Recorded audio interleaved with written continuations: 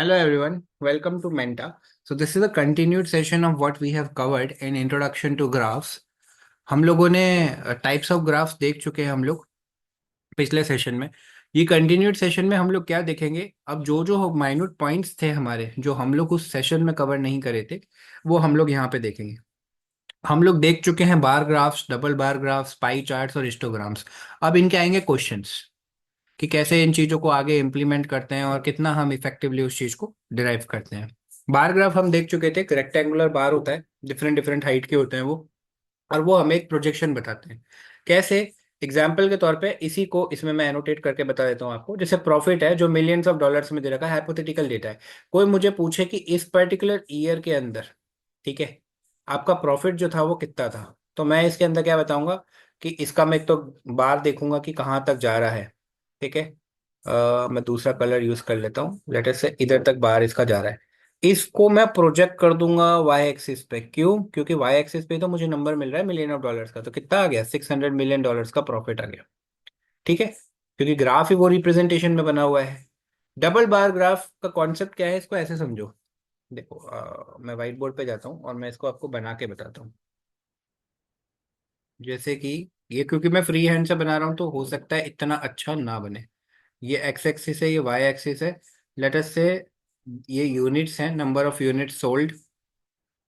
ठीक है, bye showroom ए, जो कि कार का शोरूम है, इन लेटस से जैन। ये हो गया फैब, और ये हो गया मार्च। ठीक है, ये शोरूम ए के लिए। अब मैं मार्कर चेंज कर लेता हूँ जिससे आपको दोनों क्लियर कट डिस्टिंक्शन जो है वो पता पड़ जाए। ये एक्स हो गया, and this is let's say Y, and you get 10, 15, 20। ठीक है, ये हो गया 15 in the month of Jan, in the month of Feb, और इन द मंथ ऑफ मार्च।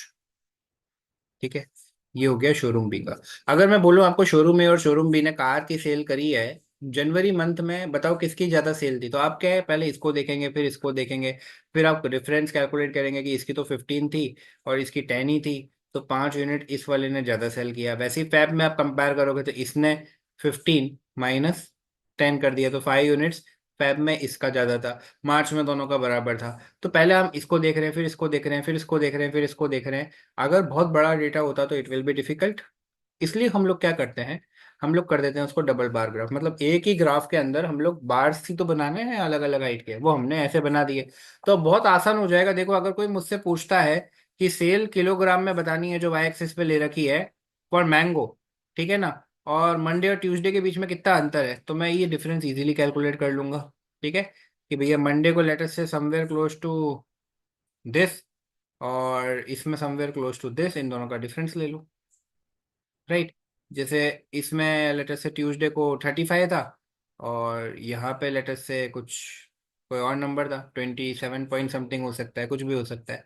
तो डिफरेंस हम यहाँ से कैलकुलेट कर सकते हैं कि दोनों के बीच में कितना सेल हो। हमें ग्राफ की हाइट ही बता देगी, बार की हाइट की किसकी सेल किस पर्टिकुलर डे पे ज़्यादा हुई है। राइट, फिर हम लोग बात करते हैं सर्कल ग्राफ की, जिसको पाई चार्ट भी बोलते हैं, कि सारी इन्फॉर्मेशन को हमने एक सर्कल के फॉर्म में रिप्रेजेंट कर दिया। क्योंकि एक सर्कल जो होता है वो कंप्लीट रिप्रेजेंटेशन होता है, 360 डिग्री होता है। फिर हम उसको एंगल्स में कन्वर्ट कर लेते हैं। एंगल मैंने कैलकुलेट करने का तरीका आपको पहले मैं बता चुका हूँ कि कैसे होता है। तो जैसे ये एक पिक्टोरियल रिप्रेजेंटेशन है कि 50% आप एंटरटेनमेंट में टाइम देते हैं, 25%। अब देखो, 50 अगर आपके पास में, हम सब मान के चलते कि हमारे पास में टाइम सेम दिया है भगवान ने, ठीक है, 100% आपके पास में टाइम है एक दिन में, 24 घंटे हैं, सबके लिए 24 घंटे हैं। आपने क्या किया, उस 50% तो एंटरटेनमेंट में वेस्ट कर, मतलब वेस्ट तो नहीं किया, एंटरटेनमेंट में यूज कर लिया, जो भी कह सकते हो आप। ठीक है, और एंटरटेनमेंट से मेरा मतलब है कि मूवीज देख ली, लैपटॉप में आपने कोई वेब सीरीज देख लिया, या मोबाइल फोन को यूज कर लिया। ठीक है, तो एंटरटेनमेंट का पार्ट हो गया। अब आपके पास बचे हुए 50% ही है पूरा दिन को यूटिलाइज करने में। तो वो जो 50% है उसमें से सिर्फ 10% आपने इंफॉर्मेटिव चीजों को एक्सप्लोर करने में लगाया, 15% आपने को न्यूज में लगा दिया, तो अब 25% ये खत्म हो गए। बचे उस 15%, 50% में से 25 जो खत्म हो गया, अब 25% ही बचा, वो आपने स्पोर्ट्स में यूज कर लिया। तो ये पाई चार्ट एक पिक्टोरियल रिप्रेजेंटेशन होता है, ये इफेक्टिव होता है काफी सारी चीजों को करने के लिए। अब मान लो आपको डेटा ही ऐसी फॉर्म में दे दिया है जो कंटिन्यूस इंटरवल है। कैसे इंटरवल मतलब कि मान लो हमने पेड़ लगाए 0 से लेके 10, कितने पेड़ लगाए 5, 10 से लेके 20 हमने पेड़ लगाए कितने 10। तो ये इंटरवल दे रही है हमने डेटा। अब इस तरह का डेटा है तो इसको कैसे ग्राफ में रिप्रेजेंट करोगे, बार तो वैसे ही यूज होंगे, लेकिन इस तरह का डेटा जो होता है ना वो आपको इस तरह का प्रोजेक्शन दे पाता है। मतलब यहाँ पे कोई गैप नहीं है, देखो नो गैप्स। तो ये हिस्टोग्राम कहलाता है। ठीक है, और ये क्या होता है क्लास इंटरवल, जैसे ये क्लास इंटरवल है 0 से लेके 10, 10 से लेके 20, ये क्लास इंटरवल कहलाते हैं। तो ये आपको एक प्रोजेक्शन देता है कि आप किस तरह से कोई डेटा को हैंडल कर सकते हो, मतलब इन टर्म्स ऑफ रिप्रेजेंटेशन।